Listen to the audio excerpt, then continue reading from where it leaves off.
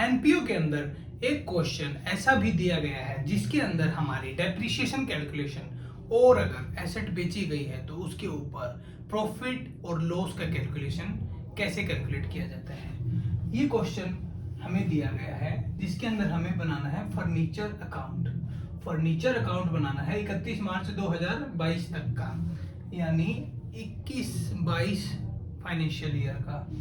Furniture का हमें opening balance दिया गया है। स्टार्टिंग करते हैं अकाउंट बनाने से। अकाउंट बनाने के लिए कोई भी अकाउंट अकाउंटिंग में टी शेप में बनाओ।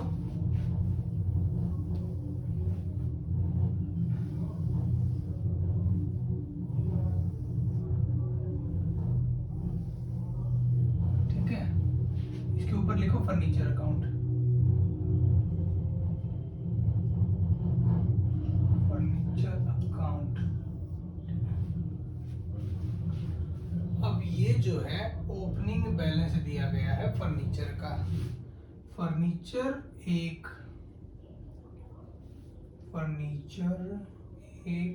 एसेट होती है। एसेट का बैलेंस डेबिट होता है हमेशा। तो डेबिट बैलेंस के लिए डेबिट साइड में लिखो to balance B D brought down, जो कि है 2,20,000। उसके बाद में कहा गया है furniture having book value as on 1 April 2021 20,000। एक फर्नीचर है 1 अप्रैल के दिन ये एंट्री की है हमने। इसके अंदर एक 20,000 की बुक वैल्यू का फर्नीचर है जिसकी बुक वैल्यू 20,000 रुपए है। वो furniture having book value as on 1 April 2021 rupees 20,000 sold at a profit of 20%। वो फर्नीचर जिसकी बुक वैल्यू 20,000 है, सोल्ड कर दिया गया, बेच दिया गया at a profit of rupees 20%। 20% के प्रॉफिट पे, लेकिन डेट इंपॉर्टेंट है कि कब बेचा गया। ऑन 31 दिसंबर 2021 को बेचा गया, यानी पूरा साल भर उस एसेट को यूज किया, उसके बाद में उसको बेचा गया है। तो उस केस में डेप्रिसिएशन जो है वो पूरे साल भर का लगेगा। पूरा साल कहने का मतलब है 1 अप्रैल से लेकर दिसंबर 31 तक। पूरा साल का मतलब यहाँ 12 महीने नहीं है। पूरा साल का मतलब 1 अप्रैल से लेकर 31 दिसंबर तक एसेट को यूज किया गया, यानी 9 महीने के लिए एसेट को यूज किया गया। यानी हमको जो डेप्रिसिएशन चार्ज करना है इस बुक वैल्यू के ऊपर, वो 9 मंथ्स का चार्ज करना है। 9 मंथ्स डिवाइड बाय 12 मंथ्स। 12 महीने में से 9 महीने उस एसेट को यूज किया गया। और डेप्रिसिएशन कैलकुलेट कर रहा हूं मैं 20,000 के ऊपर।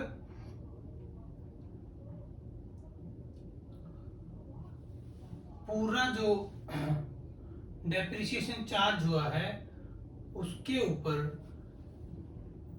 ये कह रहा है charge depreciation on 10% on furniture के ऊपर जो डेप्रिसिएशन चार्ज हो रहा है वो है 10% की रेट से। हमारा क्वेश्चन क्लियरली कह रहा है charge depreciation at the rate 10% per annum on furniture. ये जो क्वेश्चन मैंने लिखा है ये एक ही लाइन में पैरा में लिखा गया था, मैंने उसके पॉइंट्स को ब्रेक किया हुआ है। तो ये अलग अलग पार्ट्स ना होके एक ही पैरा है, उसके ये पार्ट्स मैंने खुद ने बनाए हैं। बुक में या एग्जाम में आपको इस तरह से नहीं मिलेगा। 10% 20,000 की बुक वैल्यू, 9 महीने का डेप्रिसिएशन, 10% डेप्रिसिएशन 10%। अब चाहे ऐसे लिखना चाहो चाहे 10/100, इसको ऐसे भी लिख सकते हैं। चलिए कैलकुलेट करते हैं।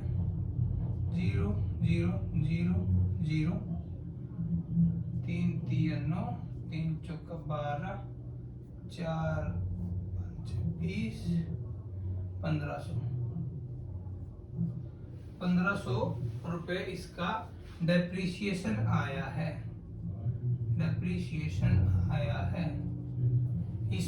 इस वैल्यू का। फर्नीचर जिसकी बुक वैल्यू थी 20,000, जिसे बेच दिया गया 31 दिसंबर को 20% के प्रॉफिट पे। अब बात करते हैं जो प्रॉफिट कैसे कैलकुलेट हुआ। एसेट की बुक वैल्यू थी 20,000, उसमें से डेप्रिसिएशन चार्ज हो गया 1500, वैल्यू बच गई 18,500। अब इस वैल्यू को बेचा गया है 20% के प्रॉफिट पे, तो इसका 20%, 20 डिवाइड बाई 100, 20%,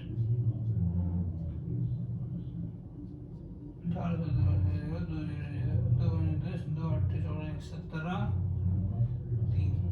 ये प्रॉफिट आ गया है हमारा, प्रॉफिट ऑन सेल। लेकिन हम एनपीओ की अकाउंटिंग कर रहे हैं, तो उस केस में प्रॉफिट ना होके ये होगा गेन ऑन सेल।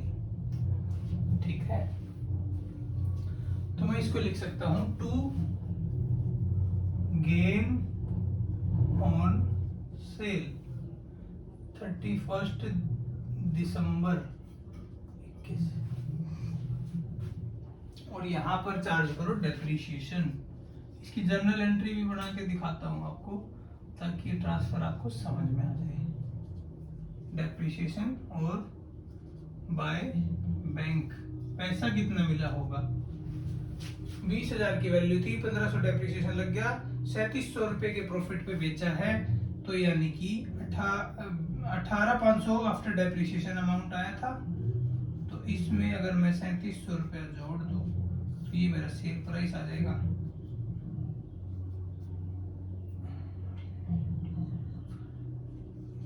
बाईस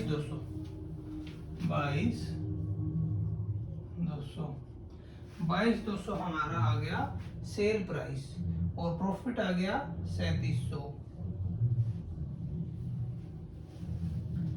इसके अलावा अब अगले पॉइंट पर चलते हैं। ये पॉइंट हमारा हो गया है कंप्लीट। फर्नीचर, जो एक फर्नीचर हमने बेचा है, एक हमने खरीदा भी है। कब खरीदा है, ये 1 अक्टूबर होता है साल के मिड में। 1 अक्टूबर की बात करूं तो साल के एकदम मिड में, अक्टूबर, नवंबर, दिसंबर, जनवरी, फरवरी, मार्च, यानी 6 महीने के लिए वो एसेट यूज होने वाली है जो अभी बाय कर रहे हैं। 1 लाख रुपए की। तो सबसे पहले तो बाय की एंट्री करते हैं। 1 अक्टूबर 2021 टू बैंक, एसेट परचेज किया 1 लाख रुपए का। इसके ऊपर भी डेप्रिसिएशन चार्ज होगा, लेकिन कितने महीने का, सिर्फ 6 महीने का। Book value on October 21 1 lakh, depreciation 10% की रेट से 10,000 और गुना 6 महीने का, तो 5,000 डेप्रिसिएशन इसका चार्ज होने वाला है। बैंक चार्ज डेप्रिसिएशन, बस बात खत्म। अभी बस इसको क्लोज करना है अपने को। डेप्रिसिएशन उस एसेट का हमने डाल दिया, बैंक डाल दिया। एक डेप्रिसिएशन की एंट्री अब और डालो। डेप्रिसिएशन सबसे पहले तो जो बैलेंस ये बच गया 2,20,000 में से 20,000 की बुक वैल्यू की एसेट तो गई, तो 2 लाख रुपए बचे। उसका डेप्रिसिएशन 10% जो कि पूरे साल भर का होगा 20,000, और ये डेप्रिसिएशन 5,000 जो कि नई एसेट के ऊपर मैं यहाँ पर कैलकुलेट कर देता हूँ, गुना 10% गुना 6 divide by 12, 5,000, total 25,000 depreciation charge हो गया। बैंक में एसेट आ गई, बस by balance CD, by balance CD जो भी है टोटल कर लीजिए।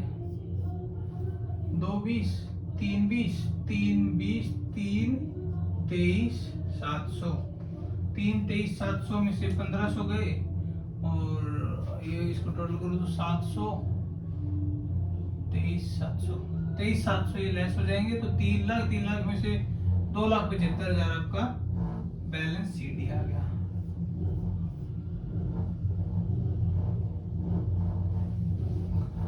तो ये था एनपीओ का एक क्वेश्चन, जिसके अंदर अगर मैं इसमें बात करूं तो इसपे एनपीओ वाली कोई भी खास बात नहीं है, सिवाय सिवाय सिवाय सिवाय इस वर्ड के, गेन वर्ड के। अगर यहाँ पे नॉर्मल बिजनेस होता तो हम प्रॉफिट ऑन सेल यूज करते, अभी हम यूज कर रहे हैं गेन ऑन सेल। बाकी सब जगह डेप्रिसिएशन की कैलकुलेशन सेम ही होती है।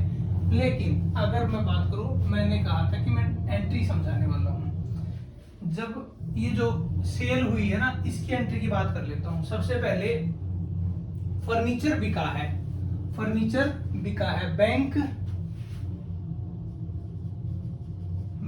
डेबिट कितने से,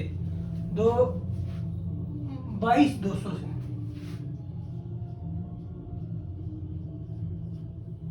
ठीक है। उसके बाद में उसके ऊपर डेप्रिसिएशन भी लग गया है,